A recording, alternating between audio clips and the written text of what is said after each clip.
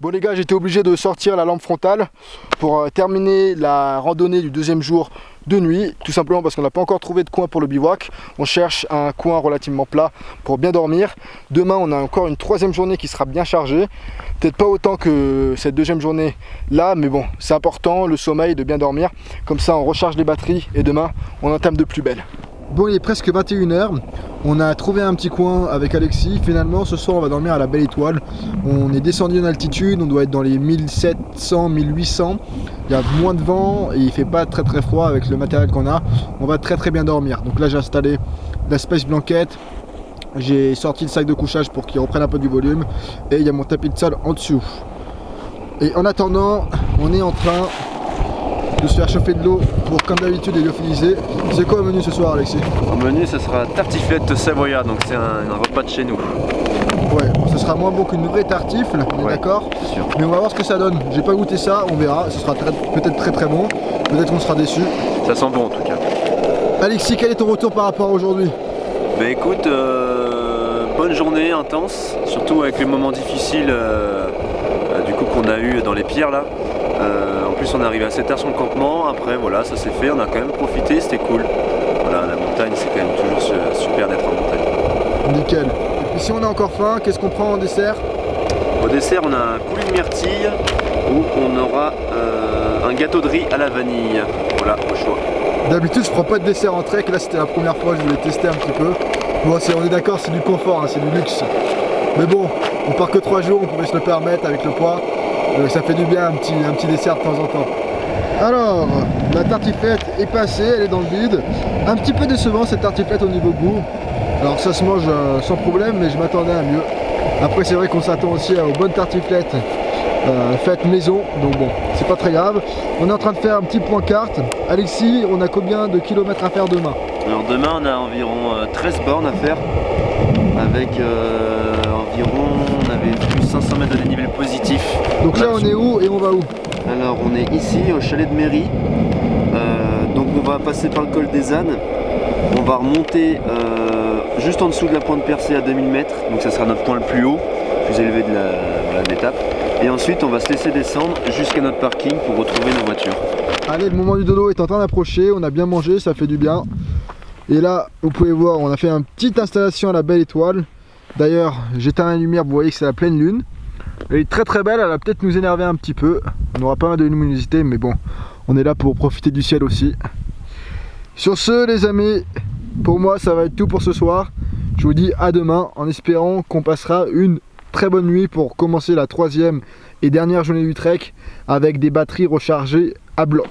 Et bien, une troisième journée qui commence, on a plutôt bien dormi, pas beaucoup, on s'est réveillé à 5 h pour être efficace. Comment tu vas, Alexis? Ça va très bien, et toi? Nickel. On va ranger les affaires, j'ai allumé le réchaud, on fait un petit peu chauffer de l'eau pour le petit déjeuner, puis ensuite, dès qu'on est prêt, on est en route. Alors, au petit déjeuner, on va prendre un petit muesli au chocolat qui va très bien passer. Alors là, en fait, c'est exactement le même, sauf qu'il y en a un qui est pas bio et un qui est bio. Donc bon, on va voir si en termes de goût ça a une différence, et en termes de nutrition aussi. Allez, bon app à vous. Bon, il est 6 h 20, on a rangé tout le campement, on est paré pour la troisième et dernière journée de ce trek. Alors 6 h 20, bien entendu, le soleil n'est pas encore levé. Donc ce qu'on va faire, c'est qu'on va commencer cette belle journée avec nos frontales sur la tête. Il faudra pas qu'on se trompe de chemin, mais ça devrait aller. Et puis écoute, plus que de choses à dire. Allons-y mon gars. Ok mon gars. Il est presque 8 h, ça fait plus de 2 heures qu'on marche. On a commencé avec la frontale, puis avec la puissance de la lune, c'était tellement lumineux qu'on n'avait même pas besoin de la frontale. Donc on a terminé avec les yeux. Ça demande un petit temps d'adaptation, mais après c'est très sympa. C'est une autre atmosphère. Et là du coup on va bientôt entamer la montée vers le col des ânes. Ça va être la dernière grosse montée, quelques centaines de mètres de dénivelé, positif bien entendu. Puis ensuite on aura une petite descente sur 8 à 10 km et on sera de retour au parking. Il fait beau, j'adore. Le jour est justement en train de se lever, ça fait 10 minutes. On est fin octobre pour ceux qui se demandent, donc c'est vrai que à cette saison là les températures peuvent quand même bien baisser. Le jour se lève plus tard, la nuit arrive plus tôt, donc les journées sont moins longues. C'est pour ça qu'il faut prendre tous ces paramètres en compte. en fonction de la saison à laquelle vous partez faire votre trek ou votre randonnée. Il est tout joyeux. T'es en forme? Vas-y, refais-le nous. J'arrive pas. Yeah man. J'arrive pas avec le sac. Bon, on va s'arrêter de prendre un peu d'eau puisqu'on commence à être à court et on n'est pas sûr qu'il y en aura après. Là ça va être sacrément froid. À côté ça a givré, donc mes mains elles vont prendre cher. Ouh que c'est frais.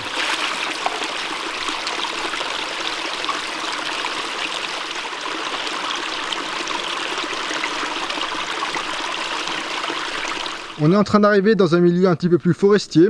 On a perdu beaucoup en altitude, on va devoir remonter par la suite, mais c'est quand même très sympathique. On est en train du coup de rejoindre la boucle, la fin de notre itinéraire. Bon les amis, ça va être la fin de ce trek, on se sera très bien amusé avec Alexis. Je tiens à vous préciser, il est où? Qu'Alexis fera également une vidéo sur sa chaîne, donc allez-y. Vous serez bienvenus pour la regarder, voilà. Je vous mettrai le lien de sa vidéo bien entendu dans la description comme d'habitude. Elle va être très sympa parce qu'il nous a préparé des plans très sympathiques, vous allez voir. Il avait le trépied contrairement à moi. En tout cas j'espère que cette aventure vous aura plu, on aura appris beaucoup de choses. T'as bien aimé ce petit parcours là? Ouais, le petit parcours était très sympa, la vue à couper le souffle comme d'habitude. Et puis de toute façon je pense que vous serez amenés à nous revoir tous les deux ensemble. On a quelques projets donc ça va être cool. En tout cas n'hésitez pas à me donner votre avis dans les commentaires. Abonnez-vous si ce n'est pas déjà fait. Et puis hasta la vista. Parce que tu sais je parle espagnol un petit peu aussi. Ah oui, j'ai une dernière chose à vous dire, puisque je reçois souvent des questions à ce sujet-là. Si vous ne savez pas comment déterminer, tracer et imprimer des itinéraires sur l'ordinateur, eh bien j'ai fait une vidéo formation qui dure environ 45 minutes où je vous explique tout en détail. Ça vous évitera justement de prendre des cartes IGN comme ça. Vous aurez juste à imprimer des feuilles A4, c'est plus simple lorsque vous partez en trek, c'est plus léger et ça s'abîme moins. On n'a pas besoin de les replier, etc., etc. Donc dans cette vidéo de formation, je vous explique absolument tout, les outils que j'utilise, comment j'utilise. Donc si ça vous intéresse, bien entendu, je vous mettrai comme d'habitude un lien dans la description de cette vidéo. Allez, sur ce, j'en ai terminé. Merci à tous, prenez soin de vous et à la prochaine.